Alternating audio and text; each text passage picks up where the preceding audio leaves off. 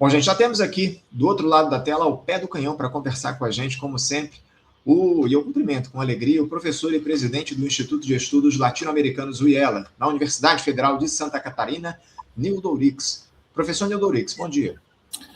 Estimadíssimo Anderson, amigos do Faixa Livre, prazer estar aqui uma vez mais nessa fronteira crítica do jornalismo brasileiro, tão submetido a uma razão de Estado. Prazer, Anderson. Prazer sempre é nosso, Nildo. Obrigado por você estar aqui conosco para fazer esse papo que a gente faz todo mês aqui no Faixa Livre contigo. Sempre uma alegria. Aproveitar também já para te desejar um feliz ano novo, ainda que a gente já tenha se encontrado esse ano numa outra transmissão lá no 3 de janeiro, naquele sequestro do Nicolás Maduro, aquela edição extraordinária que a gente fez, enfim.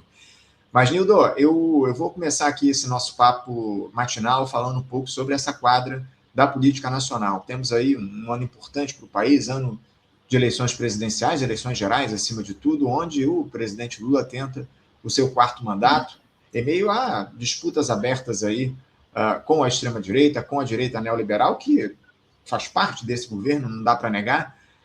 O fato é que busca-se encontrar uma alternativa à direita ao presidente Lula, ou mais à direita ao Lula, digamos assim. Fala-se no nome do Tarcísio de Freitas, fala-se também na possibilidade do Flávio Bolsonaro, mas, enfim, o fato é que o ano começa com muitas disputas, com muitas expectativas, e a gente vai debater mais detidamente alguns dos fatos importantes do país daqui a pouquinho. Mas antes eu queria uma análise tua mais geral do que é que a gente pode esperar desse ano de 2026, Nildo, ano de eleições presidenciais, como eu citei, um ano difícil que a gente vai ter pela frente. O que é que você prevê para esse ano de 2026, Nildo? Bem, Anderson, a todos aqui que nos escutam, eu também desejo um feliz ano, um bom ano para você aqui no comando do Faixa Livre. Se as eleições fossem hoje, eu diria não espero absolutamente nada. Mas qual é a natureza de um ano difícil, como você caracteriza?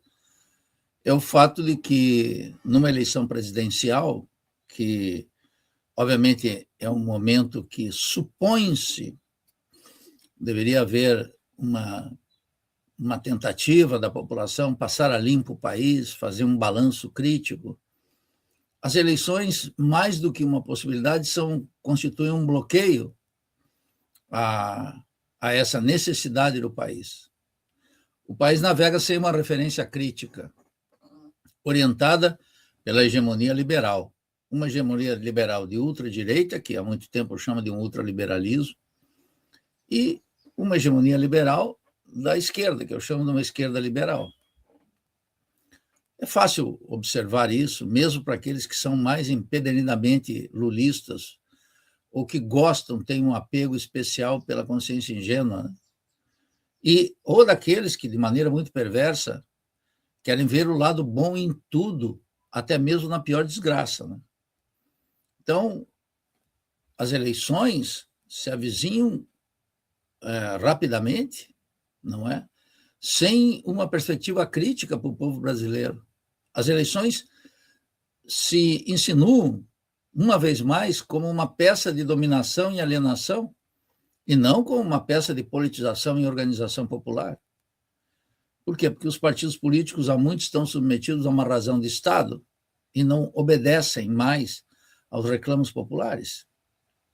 Porque a indústria cultural e as formas concretas de organização popular que se dissiparam comandam a alienação de milhões. Porque o Brasil não é eleitor. O Brasil clica. É terrível. Então, agora, não está imune às crises, que nem a direita, comandada por Flávio Bolsonaro, ou qualquer um do bando do ex-presidente, e Lula, cada vez mais incapaz, dando demonstrações de uma vulgaridade total e de um governo totalmente não só prostrado, como de baixíssima qualidade, podem resolver. Enfim, as contradições, os antagonismos da sociedade brasileira não podem mais ser resolvidos no interior de uma república burguesa que, aos olhos da absoluta maioria do povo, recebe um repúdio, um rechaço completo. Aqueles que, por oportunismo ou ingenuidade, julgam que as eleições são um momento importante para pensar política, o povo pensa os projetos de país, etc., Ora, estão participando dessa impostura política e intelectual que reduz o horizonte do nosso povo, fomenta a ideologia liberal e consolida um esquema de dominação que condena a maioria da população brasileira à exploração e à miséria. Então, a nossa dificuldade consiste em que nós vamos para uma eleição provavelmente sem uma esquerda. Nildo, eu queria te questionar a respeito disso. Você sempre lembra aqui para os nossos espectadores que as eleições do país elas se apresentam como uma peça de alienação diante desse quadro de despolitização. E eu queria aprofundar a discussão a respeito do papel da esquerda diante de um quadro como esse. Como é que o campo da esquerda deve se posicionar em um cenário onde, de fato, eu concordo contigo, há um quadro de despolitização no nosso país? O que a esquerda pode e deve fazer numa situação como essa? A esquerda, ou aqueles que se reivindicam de esquerda, porque eu já não dá mais nem para falar da esquerda, né? E como eu não tenho nenhuma ilusão com o que vai fazer a esquerda liberal, vou dar 2 ou 3 exemplos para aqueles que nos escutam. Vejam o PSOL. O PSOL nasceu de uma costela parlamentar do PT. Vamos recordar por quê? Eu sei porque eu era muito próximo do Ivan Valente, lá em São Paulo, e militava, de alguma maneira, ainda militava no PT.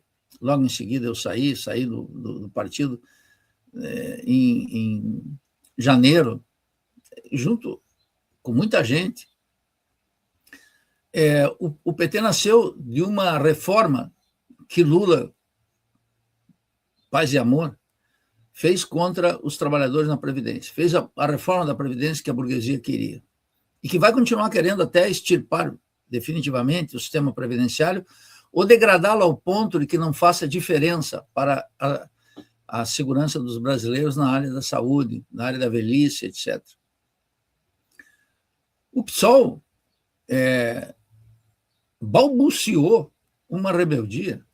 Suas frações parlamentares, de todos os deputados, os paulistas, como Sônia Guajajara e Ivan Valente, os cariocas, como Glauber, os gaúchos, como Fernanda Melchiona, eu nunca vi subirem numa tribuna do Congresso Nacional e denunciarem abertamente a política de Fernando Haddad. Nunca. Eles que pretendem ser campeões de crítica ao chamado neoliberalismo, nunca criticaram Lula. De tal maneira que o PSOL sucumbiu totalmente àquilo que era uma ameaça, segundo um conservador político brasileiro numa eleição presidencial, a ser um mero puxadinho do PT. Os partidos como a UP, o PSTU, o PCB, fracassaram nas últimas eleições, mas podem cumprir um papel construtivo, se e somente se colocarem na oposição sistemática ao governo atual. De tal maneira que todos aqueles que se sentem de esquerda, se reivindicam de esquerda, têm uma imensa pedra no meio do caminho, para usar a expressão do nosso grande poeta de Itabira, Carlos Drummond de Andrade. Como se posicionar diante do governo Lula? Alguns nutrem a ilusão de que existe uma base lulista para ser disputada. Tal coisa é uma das atrocidades políticas e teóricas mais grotescas que eu já vi nos últimos tempos. Essa base lulista, essa suposta base lulista, é completamente alienada e não vai soltar-se, não vai se descolar para uma posição crítica, não vai fazer uma transição de uma consciência ingênua para uma consciência crítica, senão através de um duro combate que implica em se opor ao governo Lula. A esquerda também, por outro lado, ela mantém um diagnóstico equivocado, talvez por deficiência teórica, mas muito mais provavelmente por oportunismo político, Anderson, que é a ideia de que aqui nós estamos diante de um fascismo ou de um neofascismo. Tal coisa não existe no Brasil. Existe, obviamente, uma ofensiva da burguesia brasileira contra os trabalhadores, que ocorre em escala mundial, de resto, e que não encontra aqui um anteparo, mas assume feições distintas, autoritárias, sem dúvida, déspotas, sem dúvida, com inclinações fascistoides, sem dúvida, mas não o fascismo. Nós temos que parar, romper com essa ignorância que há sobre o nazifascismo europeu e essa aplicação mecânica, que de resto é uma larga tradição no meio da esquerda, inclusive marxista, de importar teses europeias para aplicar aqui. Então, o que eu informo a você, está tendo um ruído aqui, eu acho, Anderson. Está tendo ruído no seu áudio? Eu não estou ouvindo, não. Mas eu vou fechar aqui o meu microfone, então. Vamos lá. Isso. Agora sim, ficou perfeito. Então, nesse contexto, é uma esquerda que evoca um fantasma do fascismo para justificar sua miséria política, sua indigência intelectual e seu apego à consciência ingênua, que supõe que Lula e seus governos petucanos podem constituir o horizonte possível e, para alguns ainda, de maneira mais terrível, necessária da vida política brasileira. Aqueles que conjugam que com Lula é ruim, sem ele seria pior. Como se a vida se estancasse no horizonte, vamos chamar assim, generoso, do atual presidente da República. Então, a esquerda, o que ela deveria fazer hoje é, primeiro, não pensar na sua autorreprodução parlamentar. Rechaçar por completo essa concepção parlamentar de política que, em última instância, pode viabilizar alguns deputados, alguns vereadores, alguns deputados estaduais ou federais, mas sacrifica o horizonte do país e da Revolução Brasileira. Então, nós estamos efetivamente numa situação que não é uma situação sem saída, é uma situação conjuntural, mas que não vai passar pelos esquemas tradicionais dos chamados movimentos populares, dessa ódio aos movimentos populares que hoje estão completamente esgotados, o que não quer dizer que o povo não está fazendo lutas intensas, como mostra os camponeses, como mostra os indígenas, como mostra os trabalhadores urbanos, etc. Mas essa ordem que o movimento social poderia constituir uma alternativa, isso fracassou. Os partidos políticos se transformaram, no máximo, em máquinas eleitorais de duvidosa eficácia, em alguns casos, e de trampolim político para todo tipo de oportunismo.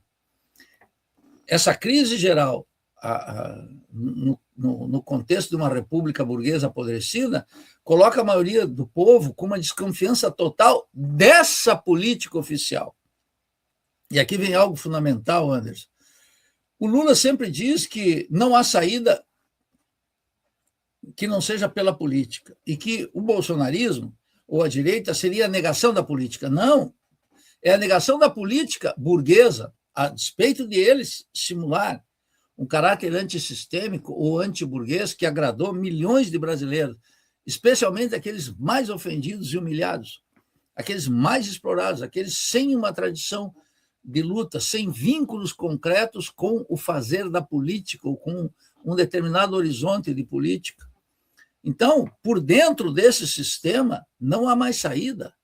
Essa é a grande questão que nós vamos navegar por algum tempo, não eternamente, não como um caminho da desesperança, um vale de lágrimas eternos, para usar uma expressão que o Álvaro Vieira Pinto utilizava com muita sabedoria e parcimônia. Não, como algo que necessariamente será passageiro, mas que pode durar alguns anos e pode ser mais curto, dependendo da conduta política e intelectual que nós temos que assumir aqui e agora, sem nenhuma vacilação.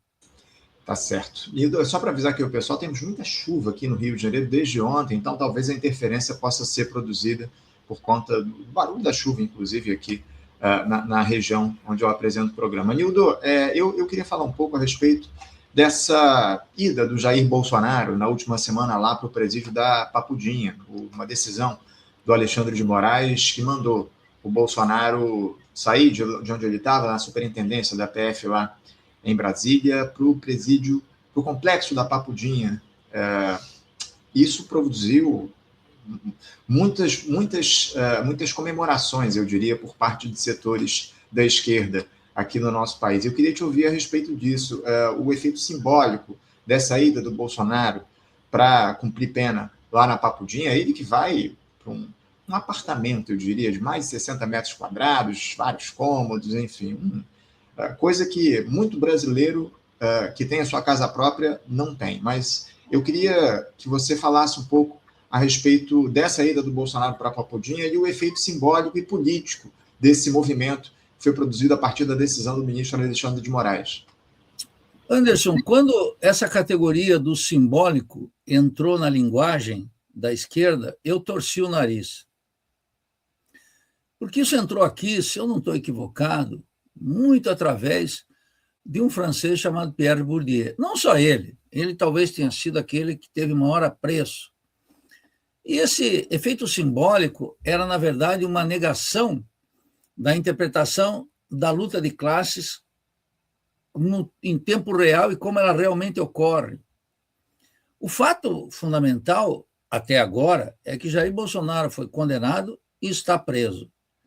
Se ele vai para Papuda ou fica num estabelecimento da Polícia Federal, é, na verdade, completamente indiferente, a não ser para a mesquinhez de uma esquerda, que eu chamaria de uma esquerda digital, que só tem vida a partir dos likes and views. Mas que o efeito prático na política é nenhum. Por quê? Porque, a despeito da prisão, da condenação e da prisão de Bolsonaro, o fato é que rolou um acordo naquele covil de ladrões com o beneplácito de Lula, Jacques Wagner, de maneira explícita, em que a pena de 27 anos e 4 meses seria reduzido para 2, num grande acordão nacional, que naturalmente vai ter o beneplácito, a sanção de todos os interessados embaixo da mesa, ainda que declarem em alto bom som seu descontentamento na cena pública.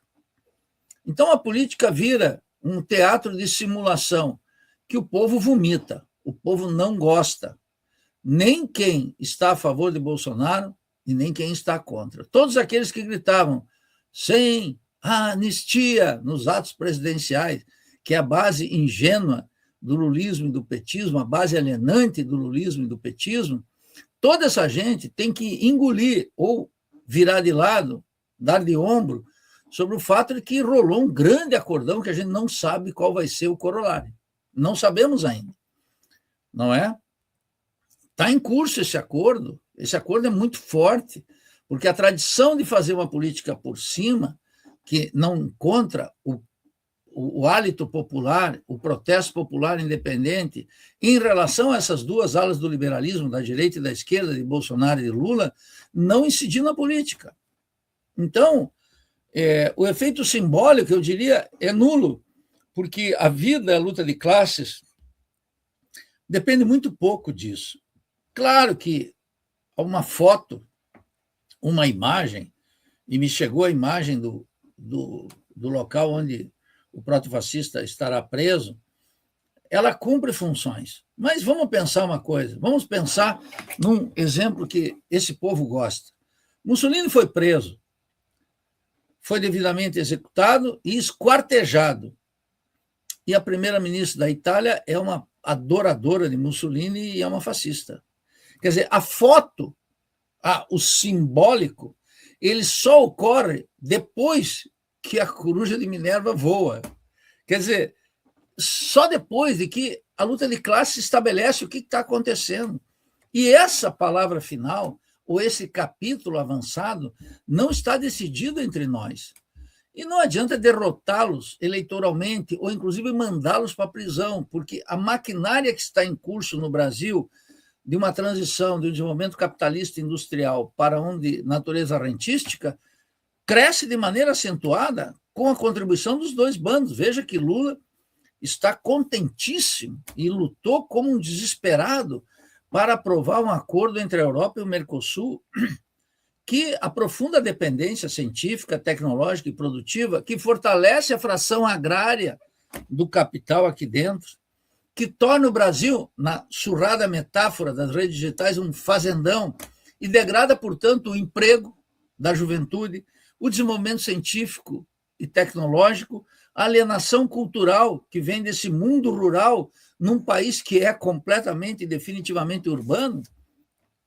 Então, nesse contexto, né, os dois bandos aí estão fortalecendo essa situação. E eu não vejo, agora, nesse contexto, a possibilidade de uma saída da crise assim fácil. De tal maneira que a prisão de Bolsonaro, ou o efeito simbólico, que você apropriadamente recorda aqui entre nós, ele tem muito efeito prático na política. A luta de classes, tão desprestigiada, tão considerada obsoleto, tão considerada não uma ortodoxia marxista, mas um dogma marxista, está ensinando todo mundo que, a despeito do simbólico, a vida obedece outro curso. A vida obedece a forças materiais consolidadas no Estado, na economia, na política e na cultura, e, sobretudo, na ideologia.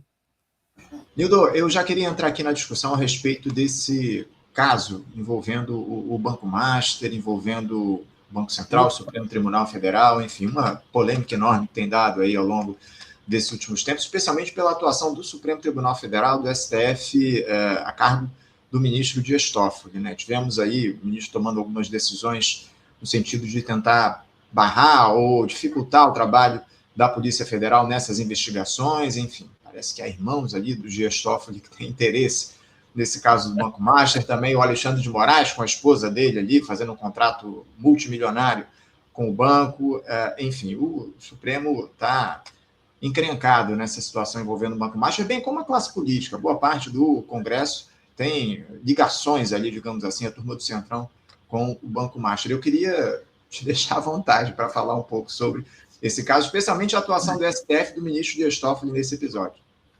Anderson, essa questão é crucial, não por causa do STF e não por causa do Banco Master, e mais esse roubo feito por um banqueiro, passando prejuízo para o Estado.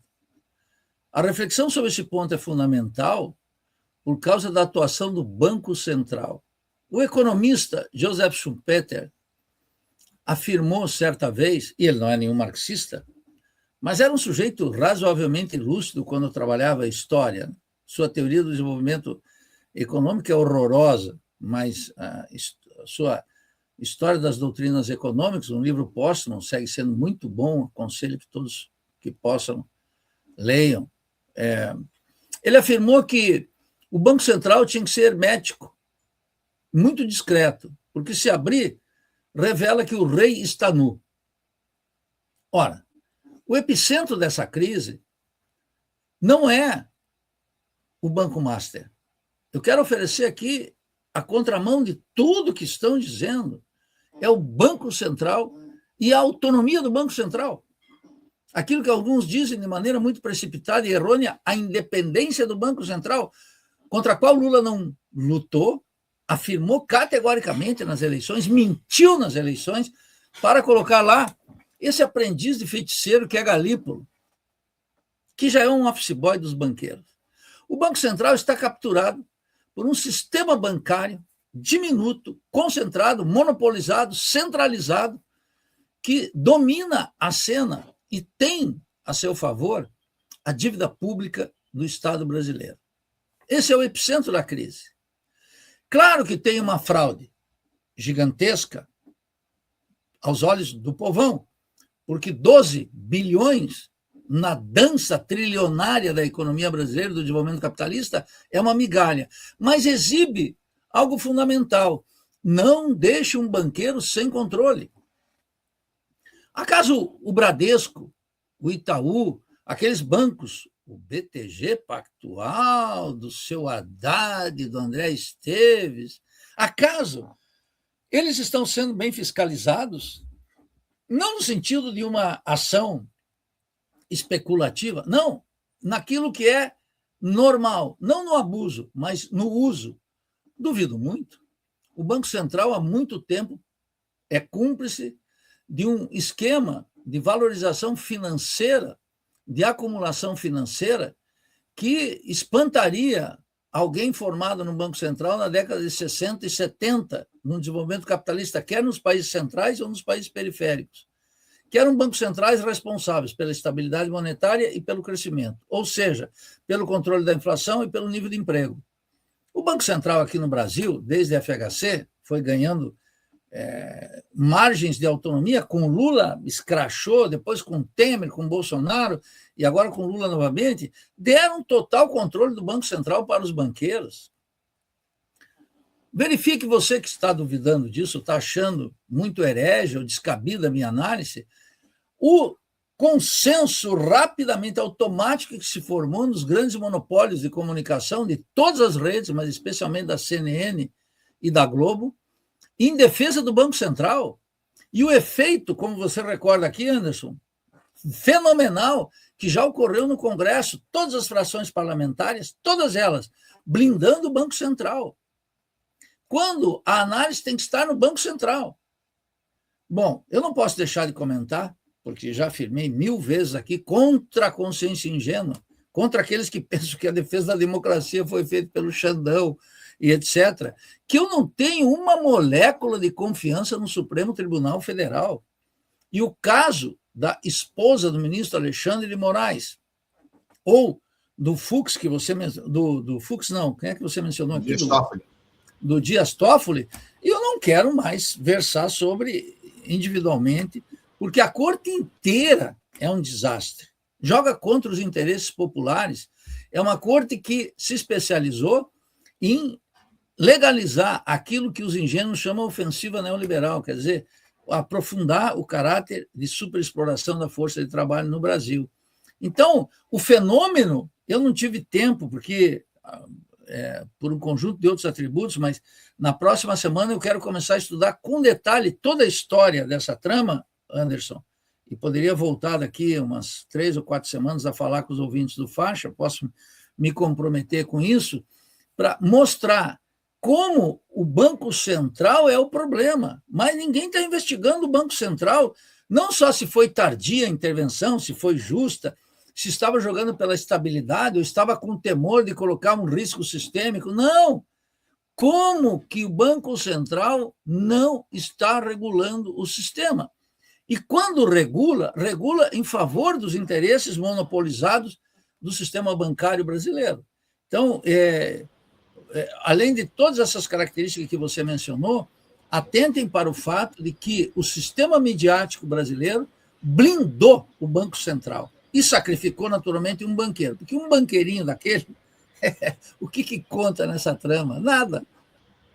Houve ali, Onildo, uma movimentação do TCU, né, do Tribunal de Contas da União, a fim de averiguar a atuação do Banco Central nesse caso, mas também houve muitas críticas ao próprio TCU diante desse tipo de análise. Eu também queria citar, em relação a essa questão do Banco Master, a atuação da classe política, acima de tudo, tentando se blindar. E outra, você falou sobre a independência do Banco Central, é curioso que, diante desse episódio envolvendo o Banco Master, esse discurso de defesa da autonomia do BC ganhou ainda mais espaço na grande imprensa. Isso que chama atenção, né, Nil? Não, veja, você menciona com propriedade aqui a intervenção do TCU. Quando um ministro, de maneira solitária, talvez orientada por uma dose de indignação e 2 moléculas de coragem e de respeito pela própria atuação, decidiu entrar em cena, foi massacrado pela mídia, foi desautorizado pelas frações parlamentares, foi aconselhado de toda forma a sair correndo disso. E depois recuou e afirma, etc. Mas a trama, a ferida está em aberto. O epicentro da crise chama Banco Central do Brasil, e é o perigo, a ameaça e a atuação concreta contra os interesses nacionais, enquanto esse estatuto permanecer entre nós. Porque banqueiros ladrões e corruptos, isso existe durante todo o tempo, desde o século XII. E parece ser algo constitutivo do DNA dessa gente, assaltar o Estado, fraudar, ou fazer aquilo que a literatura econômica chama de inovações financeiras. Inovações financeiras são aquelas ações não reguladas por lei, mas que denotam uma clara ilegalidade com a intenção de assaltar o Estado e estafar o povo, que recebem esse estatuto, inovação financeira. Então, essas techs novas que estão aí, esses bancos múltiplos, que começou lá no Plano Real, e vão se multiplicando formas novas de ação bancária e financeira, elas são uma constante no país, e são uma constante no mundo. E é muito difícil supor, e seria uma ingenuidade supor que podemos admitir um banqueiro honesto. Desde que Shakespeare escreveu O Mercador de Veneza, nós sabemos que, como diz esse extraordinário escritor, que o Shylock é um especulador, é um bandido, não é? E que conspira concretamente contra Antônio, o navegador, o homem que então expressava os interesses comerciais. Nós sabemos que um banqueiro com juízo, até o comportado Keynes, num texto chamado Inflação e Deflação, mostra que os banqueiros, quando eles atuam com tal determinação, com tal gangsterismo, que eles afundam completamente o sistema, de tal forma que, para resgatar o sistema, tem que resgatar os banqueiros. E nós não sabemos qual vai ser a sorte do Banco Master. Ele foi liquidado, quem é que vai se incorporar, o fundo de garantia e tudo isso, né, que está em discussão. Mas você lembra bem, quando o TCU ensaiou uma ação sobre o Banco Central, desabou o mundo sobre a cabeça daquele pobre conselheiro, desavisado conselheiro, cujo destino também não está colocado. O fundamental é, a mídia toda vai para cá, nós vamos para lá. Toda, porque a mídia hoje funciona tal como mostrou John Robson no livro Imperialismo, de 1903, e a experiência histórica comprova de maneira abundante. A mídia é controlada pelos banqueiros e é controlada de tal forma a manufaturar uma opinião pública em favor dos interesses financistas. Está claro, exuberante, nesse caso, e é todo dia, Anderson, vocês aqui do Faixa, só entre nós, rádio, jornal e televisão. E os abobados de todos os partidos, ficam, olha, o banco, olha, ninguém está dando bola para o Banco Central. Eu te digo ninguém, eu fico estarrecido, mesmo aqueles economistas que se julgam críticos do neoliberalismo, eles tinham que estar aproveitando essa crise para colocar todas as luzes sobre o Banco Central, porque os crimes do Banco Master parece que já aos borbotões saíram por aí, e já foi liquidado. O problema é o Banco Central, aí deveria estar o foco daqueles que estão efetivamente preocupados com o futuro do país. Ministro Vital do Rego é o ministro do TCU responsável por essa investigação lá no TCU. Nildo, eu vou falar ainda um pouco mais sobre esse caso do Banco Master, mas antes, rapidamente, quero pedir ao pessoal que está chegando aqui na live, se inscreve no canal, não deixe de se inscrever aqui no canal, muito fácil, gratuito, não paga nada, ajuda demais o Faixa Livre. Também se torne membro do canal, porque todo mês você concorre a prêmios. Nesse mês, o livro que está aí na tela, ó, A Revolução Bolivariana em Perspectiva Histórica e Conceitual, 1999-2023, de autoria dos professores Eduardo Scheidt e Rafael Araújo. A gente está sorteando entre os membros aqui do canal no final do mês de janeiro. A gente vai sortear um exemplar desse livro produzido pela editora da Universidade de Pernambuco. Então, você que se tornar membro aqui do canal, no final do mês você concorre a esse livro, A Revolução Bolivariana em Perspectiva Histórica e Conceitual, 1999-2023, do Eduardo Scheidt e do Rafael Araújo. Então, se torne membro aqui no canal e concorra a essa obra aqui conosco no Faixa Livre. Eu queria continuar falando sobre a questão do Banco Master, pedindo, para a gente fechar esse tema, pedindo uma análise a respeito de duas questões. Primeiro, uma avaliação a respeito do papel do governo Lula nesse caso, da atuação do governo. E outra, o ministro da Fazenda, Fernando Haddad, ele disse ontem numa entrevista ao UOL que ele é favorável a que o Banco Master fiscalize os fundos de investimento no país, em vez da CVM. CVM,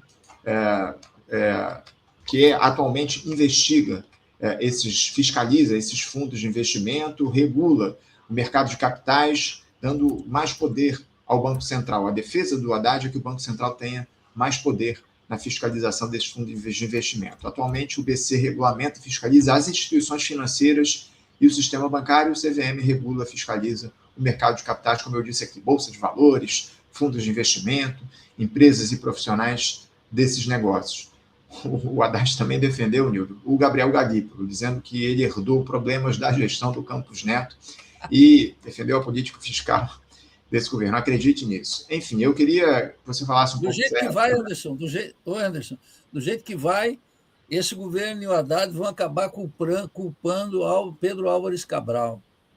É isso. Nildo, o que dizer sobre essa fala do ministro Haddad, especialmente defendendo o Banco Central, que ele passe a fiscalizar fundos de investimento em vez da CVM, e o que dizer sobre essa defesa que o ministro fez, acima de tudo, do Gabriel Galípolo e da política de juros do BC? Bem, a defesa do Gabriel Galípolo e da política de juros do BC, que é controlada pela fração financeira, com apoio de toda a coesão burguesa, não me surpreende. Afinal, vamos lembrar aqui para o lulismo empedernido e alienante que Campos Neto era o responsável por todos os crimes na política monetária. E o que nós vimos depois? Depois disso, nós vimos o Lula e o Galípolo e o Haddad manter a taxa de juros em 15%. É um escândalo intergaláctico mundial. É uma vergonha que esses petistas, esses lulistas, não culpem Galípolo e Haddad pela taxa de juros. Vão continuar culpando Campos Neto? Por favor. Eu não tenho nenhum apreço por aquele capataz dos banqueiros. Nenhum. Como também não tenho por Galípolo, Haddad e toda essa gente. Essa gente está a serviço da burguesia brasileira e da fração financeira. O futuro dirá. Agora, essa declaração de Haddad ela faz parte dessa blindagem do Banco Central, mas ela tem uma pitada de algo novo, que é o chamado diversionismo, que é chamar a atenção para um problema que existe, mas é pequeno, e ocultar o fundamental, que é a atuação do Banco Central no caso Master. O caso Master, ele é pequeno em montante, quero repetir, 12 bilhões, na dança dos trilhões, é uma migalha. É uma migalha, porque eu sei o que é a magnitude de um problema. 12 bi é muito dinheiro para nós que estamos aqui no faixa. Não vamos ter isso nem na nossa existência, somando tudo, todos nós juntos. Mas para o sistema de trilhões e a dança dos trilhões é nada. Ela é exemplar da relação parasitária que existe entre os bancos e o Banco Central. A tolerância, a cumplicidade ou a omissão do Banco Central nesse e em todos os casos que estão por aí sob formas duvidosas, que o Banco Central não regula, porque a ideologia é deixa fazer, deixa passar. Essa ideologia que está lá é a ideologia do ultraliberalismo, que pode, nesse sistema, eleger um ou outro, vai continuar, não tem a menor importância. Então, Haddad, quando interveio nesse debate, foi para dizer claramente: vamos blindar o Banco Central. Vamos blindar o Banco Central. E dizer: os criminosos não estão no Banco Central. Se houver crime, os criminosos estão no mercado genérico, nos fundos de investimento. Bom, aí nós temos que entrar numa filigrana também. Fundos de investimento, ele está fazendo uma defesa do sistema monopólico dos bancos? Como é que está? Qual é a relação entre um banco comercial e um banco de investimento? Aí teríamos que ter uma reflexão mínima sobre isso, né? A organização real do sistema bancário brasileiro, com todas as suas alterações tecnológicas, para verificar como é que está se dando essa valorização em nome do interesse geral da estabilidade, em favor de muito poucos. Então, só comprova a minha hipótese aqui, mais um dado comprovando a minha hipótese. O que a Haddad faz é blindar o Banco Central. Nildo, vamos seguir aqui no nosso papo, falando um pouco sobre um outro tema, sair dessa questão do Banco Master e entrar no golpismo e desses militares no nosso país, porque talvez pouca gente saiba, mas alguns dos militares foram condenados e presos por aquela tentativa de golpe lá no Supremo Tribunal, pelo Supremo Tribunal Federal no ano passado, vão seguir desempenhando funções dentro das Forças Armadas. Eu me refiro ao general Paulo Sérgio Nogueira, que vai fazer a revisão doutrinária do Exército Brasileiro, vai também ler e sugerir a atualização de livros e manuais da Força, isso tudo dentro da sua cela lá no Comando Militar do Planalto. Já o militar, o general Mário Fernandes, ele que produziu aquele plano, o Punhal Verde e Amarelo, que tinha como objetivo assassinar o Lula, o Geraldo Alckmin e também o Alexandre de Moraes, o general Mário Fernandes vai fazer revisão de produtos doutrinários e literários e produção de textos técnicos sobre história militar, estrutura da força, doutrina militar terrestre para a diretoria do Patrimônio Histórico e Cultural do Exército Brasileiro e para o Centro de Doutrina do Exército. Já o ex-comandante da Marinha, o Almir Garnier, vai trabalhar na estação Rádio da Marinha, em Brasília, na avaliação de sistemas de comando e controle, processos decisórios, simulações operacionais e estudos relacionados a projetos estratégicos da Força Naval, como o Sistema de Gerenciamento da Amazônia Azul e programas de avaliação operacional de meios navais. E, obviamente, que todo esse trabalho que eles vão cumprir vai servir para remissão das penas deles, às quais eles foram condenados pelo STF. E, primeiro, essas figuras deveriam ser imediatamente afastadas das Forças Armadas, isso por óbvio. Mas eu queria ouvir a tua avaliação a respeito dessas novas funções que os militares presos vão desempenhar para o Estado brasileiro, para as Forças Armadas, por favor. Bem, quem me chamou a atenção para esse tema foi o nosso querido Paulo Passarinho, que publicou no Facebook dele uma postagem de alguém chamado Hugo Souza, que eu não conheço, e que deu toda essa riqueza de informação. Muito bem. O Lula, com a sua irresponsabilidade completa, sua cumplicidade com todo tipo de crime que as Forças Armadas cometem, não nomeou os ministros militares. Os ministros militares foram nomeados na articulação entre Lula, Múcio e Bolsonaro pelo próprio protofascista, ex-presidente da República. Então, para aqueles que não têm memória, Lula não aceitou o desafio de ele mesmo nomear os ministros. Olha a cumplicidade com a caserna. 8 dias depois, recebeu uma bofetada na cara, que foi o 8 de janeiro. E desde então, está de joelhos diante dos militares. E os militares brasileiros estão sob controle doutrinário do Comando Sul dos Estados Unidos. Com uma formação com pé no ultraliberalismo econômico e no conceito de segurança hemisférica dos Estados Unidos sobre a América Latina.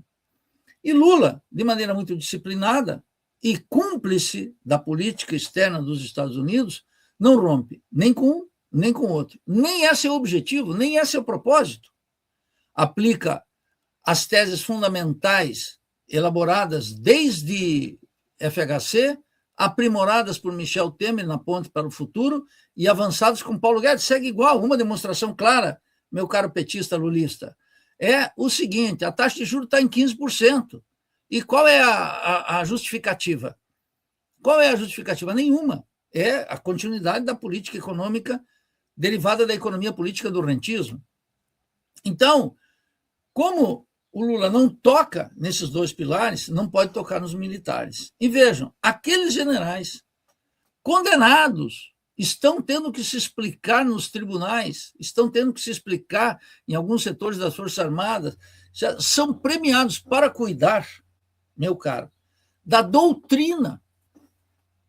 Deveriam ser, como você menciona, Anderson, varridos do mapa, retirados de toda e qualquer função. Dê para eles leitura de Os Sertões, de Euclides da Cunha, ler livros sobre Noam Chomsky, ler livros sobre, por exemplo, o nosso patriarca da independência, para que eles mergulhem na história nacional com um viés crítico. É isso que tinha que dizer. Quer redução de pena? Vai ter que ler isso aqui. Vai ter que ler exaustivamente os autores que deram contribuições notáveis para a cultura brasileira. Abrasileirar esses generais, porque não se trata de fuzilá-los, de mandá-los para a cadeia eterna, significa que eles têm que ser submetidos, mas a cumplicidade de Lula com todos esses crimes é agora evidente. E Múcio, Lula chega ao disparate de dizer que é um grande amigo. Ora, Lula, presidente, não tem amigos no ministério e nem nos outros países. O presidente só tem uma amizade, um amor profundo que é pelo seu povo. O resto é conversa mole. Mas ele é subserviente a Múcio, que, por sua vez, é o garoto de recados do que tem de mais conservador no meio das Forças Armadas. Então, esse caso específico mostra que a ideia de sem anistia, que é o brado petista ingênuo e alienante, não prospera. nem com aqueles que são acusados pelos tribunais e condenados pelos tribunais de operarem crimes contra o Estado, que foi o 8 de janeiro. Aqueles considerados pelo Estado, que cometeram crimes, como a previsão, segundo os tribunais, de matar o presidente da República, o vice e o Alexandre de Moraes, e são premiados. E o presidente da República olha para o lado. O fogo está pegando aqui e ele olha para o lado dizendo que a Amazônia está bela. É assim que é a responsabilidade. Então, não me espanta o peso do corporativismo militar, que se fecha, mas me descontenta profundamente, e é motivo de preocupação total para mim e para todos que estamos aqui, que ninguém seja capaz, esse presidente da República não só é incapaz, como ele é cúmplice de não colocar para o Brasil a necessidade de uma nova doutrina militar. Longe do controle do Comando Sul e dos interesses do controle hemisférico, da estabilidade hemisférica que o imperialismo precisa, e tirando a doutrina do povo como inimigo, que é o núcleo racional da Lei de Segurança Nacional da odiosa ditadura militar. Continua tudo como antes no quartel de Abrantes. Nildo, você falou de doutrina militar, falou do presidente Lula, eu queria avançar aqui na discussão sobre a quadra internacional também. Temos que ter alguns temas importantes para tratar. Primeiro, falar sobre, aproveitando que estamos citando os militares, sobre essa estratégia militar dos Estados Unidos. Né? A gente viu o Donald Trump com essa invasão da Venezuela para sequestrar o Nicolás Maduro, ameaças à Europa a partir lá da Groenlândia, anexação do território da Groenlândia aos Estados Unidos, também o tensionamento produzido por ele lá no Irã. Em dezembro passado, os Estados Unidos divulgaram uma nova doutrina militar, uma nova estratégia militar para o país. Há um entendimento, Nildo, por setores da esquerda, eu não sei se eu posso dizer majoritários, mas enfim, mas há setores do nosso campo de que os Estados Unidos estariam em um franco declínio como potência imperialista. Eu queria a tua análise a partir dessa fala, desse entendimento que há por parte de setores da esquerda de que os Estados Unidos estariam em declínio enquanto potência imperialista. Você concorda com esse tipo de avaliação? O que você pode dizer a respeito disso? Anderson, eu te agradeço essa questão. Se nós tivéssemos combinado alguma coisa aqui da pauta, eu teria solicitado para que você incluísse isso. Lá nos anos 74, 75, um pesquisador, professor importante, Immanuel Wallerstein, autor da teoria do sistema mundo, começou a divulgar essa ideia do declínio dos Estados Unidos. Isso teve uma aceitação. Eu mesmo achava que numa longa duração, que eram as teses emanadas da historiografia da Escola dos Análises, dos franceses, né, Fernando Braudel, eu mesmo considerava, em alguma medida, em termos de longa duração, essa possibilidade. Mas logo eu percebi, estudando a fundo Immanuel Wallerstein, os 4 tomos, e estudando as posições de Giovanni Arrighi, contrapondo com as posições de Samir Amin e André Gunder Frank, todos esses autores que estudaram exaustivamente o tema, eu fui descartando por uma razão simples. Essa ideologia do longo declínio dos Estados Unidos, a despeito de poder ter alguma validez histórica daqui a 100 anos, ela constituía um desarme ideológico profundo em tudo que se chamava inteligência brasileira, e setores da América Latina também, que começaram a supor que o imperialismo era, para usar uma metáfora de André Gunder Frank, um tigre de papel. Que os Estados Unidos era uma potência não só decadente, mas que na sua decadência ele era igualmente nefasto e perigoso, e que quanto mais nefasto e perigoso era um signo cabal de sua decadência, ou do seu declínio. Mas não é assim. Quem analisa o domínio imperialista no mundo, para começar, os Estados Unidos têm mais de 800 bases militares espalhadas no mundo. Os Estados Unidos possuem um poderio bélico gigantesco, possui um poderio industrial considerável e uma capacidade de produção de ciência e tecnologia igualmente decisiva.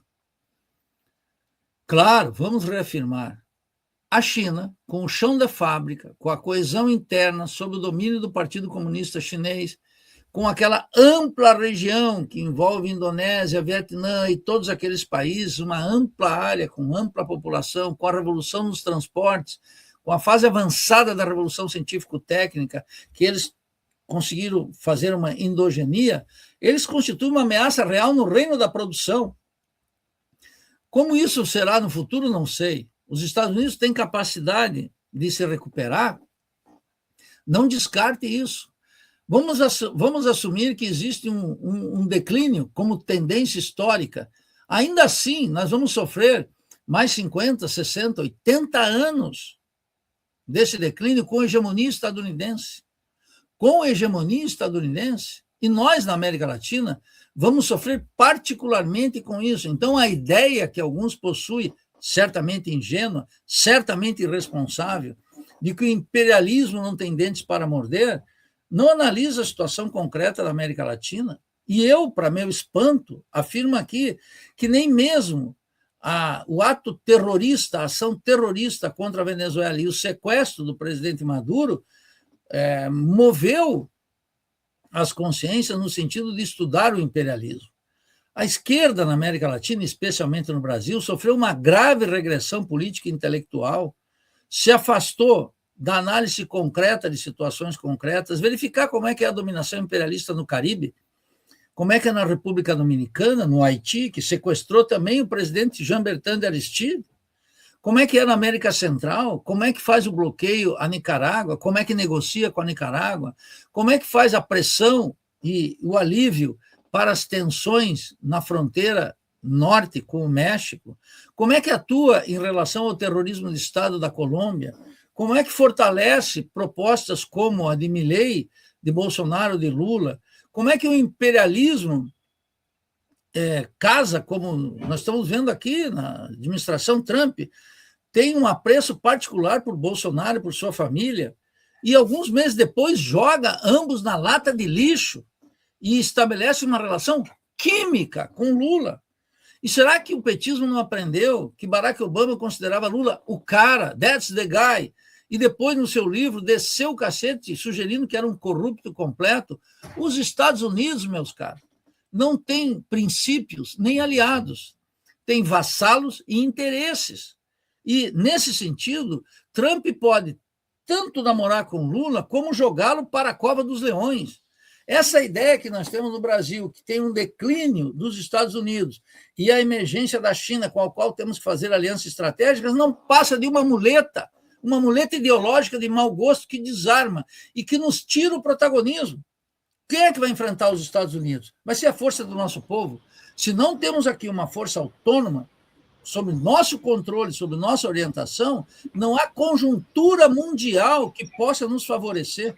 Então, tanto no terreno militar, científico, tecnológico, quanto no terreno da cultura, o padrão de consumo mundial na China, na Europa, é o American Way of Life, é a americanização do mundo, se vocês quiserem. Então, desconfie dessa hipótese. Nós, latino-americanos, não temos direito nem um segundo de pensar dessa maneira. Nildo, eu queria, para a gente concluir aqui o nosso papo, falar um pouco sobre, ainda falando sobre os Estados Unidos, sobre esse convite que foi feito pelo Donald Trump para o presidente Lula fazer parte do chamado Conselho de Gaza. Você deve ter acompanhado isso ao longo dos últimos dias, o conselho ali que vai tratar das questões da administração do território palestino, enfim, que terá, obviamente, a liderança dos Estados Unidos, mas uma série de figuras aí vão fazer parte desse conselho. O próprio Javier Milei, o presidente da Argentina, já aceitou o convite. O Tony Blair também vai fazer parte dessa comissão, desse grupo, enfim. E o presidente Lula ainda não respondeu ao convite feito pela Casa Branca. O que dizer sobre esse convite? O que é que você acha que o Lula deve fazer numa situação como essa? O Lula titubeando nesse momento ao aceitar ou não aceitar o convite já não é uma situação problemática? Anderson, eu sou dirigente de uma organização criminosa aqui do meu bairro e eu queria convidar você para participar dela. Que tal? Você aceita? Só aqui entre nós. Óbvio que não, né, Nildo? Isso, então você já respondeu. Mas veja, é preciso ter uma análise mais fina. O que faz com que Trump convide Lula, Milei e criminosos de guerra, como Tony Blair, que confessou diante do parlamento monárquico, daquela monarquia constitucional, que aceitou a tese de George Bush de que Saddam tinha as armas químicas e, portanto, fizeram uma colisão para liquidar o Iraque, assaltar o Iraque, roubar o Iraque, rapinar o Iraque. É um criminoso de guerra, Tony Blair. E Trump está convidando o Lula para participar de um clube de criminosos. O que faz Trump tomar essa iniciativa? Primeiro, testar a fidelidade de Lula. Segundo, constranger Lula. Terceiro, chantagear Lula. Quarto, fazer a luta ideológica. A luta ideológica, Trump é um expert na luta ideológica. Quando ele fala em anexar a Groenlândia, quando ele fala que não está, como disse ontem, não estou casado com a paz, dando um recado para os europeus, quando ele comete esse ato terrorista contra a Venezuela, quando ele sanciona o sionismo assassino, racista de Israel contra os palestinos, que encontra a verborragia de Lula dizendo que é um genocídio e continua com toda a cooperação diplomática, comercial, militar com o Estado sionista, terrorista, que é Israel, uma base avançada dos interesses imperialistas no Oriente Médio, destinada a saquear os árabes e afirmar a hegemonia estadunidense em escala global. O Trump está jogando claramente com o Lula como se faz dando um pirulito para uma criança. E, de fato, a estatura de Lula é muito pequena. Porque por que Trump não convidou os chineses? Xi Jinping. Por que não convidou Putin? Porque ele se dá bem com Putin, desde as eleições. Por que ele não convidou o Putin? Por que ele não convidou o Petro, o Gustavo Petro? Por que ele convida o Lula? Porque o Lula faz parte dessa fluidez ideológica confortável para o imperialismo e para a classe dominante. Esse sujeito que se coloca de maneira ingênua para suas bases, ele sabe o que está fazendo, como alguém que é o rei da negociação, capaz de unir os opostos, que numa lógica de situações extremas revela apenas sua falta de compromisso com o povo palestino, com as causas humanitárias e como ele asserviu a Washington. Só pelo fato de ter sido convidado, isso já é um atestado da falta de idoneidade política moral de Lula. Só pelo fato de ter sido convidado. Agora, o Lula sempre dá uma contribuição adicional.